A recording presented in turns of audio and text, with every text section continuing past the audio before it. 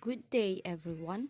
I'm your teacher, Danica, and today we're going to tackle the 21st century and literature from the Philippines and the world.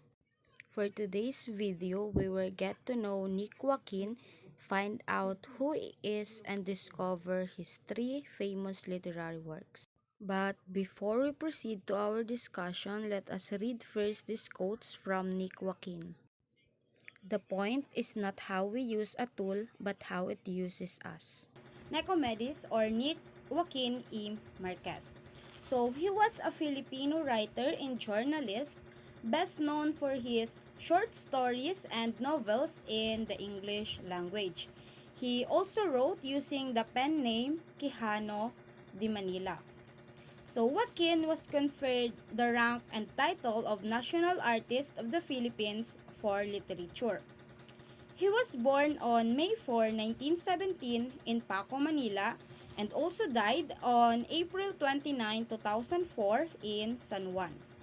So at the age of 17, Joaquin had his first piece published in the literary section of the pre-World War II Tribune, where he worked as a proofreader. After Joaquin won a nationwide essay competition to honor La Naval de Manila, after returning to the Philippines, Joaquin joined the Philippines Free Press, starting as a proofreader. So his best award for his literary works include the Carlos Palanca Memorial Awards for short stories, journalism, literature, and creative communication arts, the Carlos Palanca Memorial Awards for full-length play.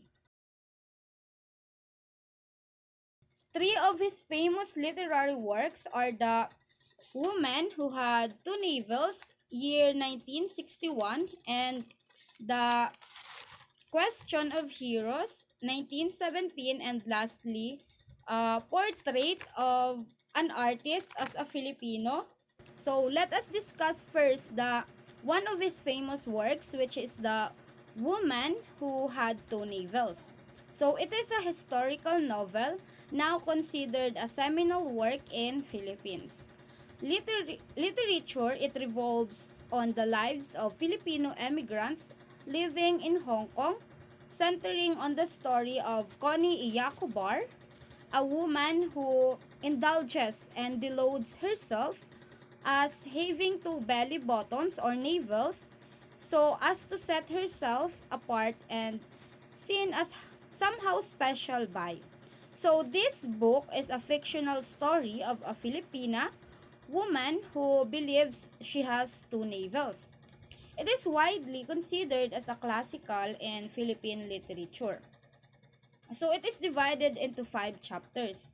First is the Paco, second is Mako, third is the Lavedal, fourth is the Chinese moon, and lastly the Doctor Monsoon. So let us proceed now to the question of heroes. So overall is a sequence and critique on the men that read the revolution that changed our history. It's with these heroes flows the course of Filipino history become clear, and how these men are not just about their achievements but also their fatal actions. So this book that provides a point of view on the contribution of the Philippine heroes in our history.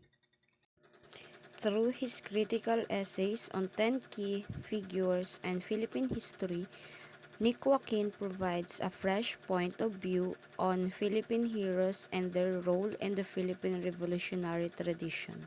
Lastly is his work entitled A Portrait of the Artist as Filipino. So, An Elegy in Three Scenes is a literary play written in English by Filipino national artist for literature Nick Joaquin in year 1950. So, it was described as Joaquin's most popular play, as the most important Filipino play in English, and as probably the best known Filipino play.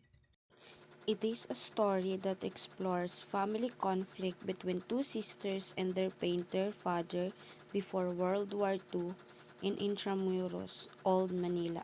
So that's the three famous works of Nick Joaquin. So let's answer this question. What is the contribution of Nick Joaquin in literature? So aside from his handling of language, Benvenido Lombera writes that Nick Joaquin's significance in Philippine literature involves his exploration of the Philippine colonial past under Spain and his probing into the psychology and social changes as seen by the young as exemplified in stories. So that's the contribution of Nick Joaquin in literature. So that will be our discussion. So I hope you find out who is Nick Joaquin and also you know what his famous literary works in literature. So that will be all. Thank you.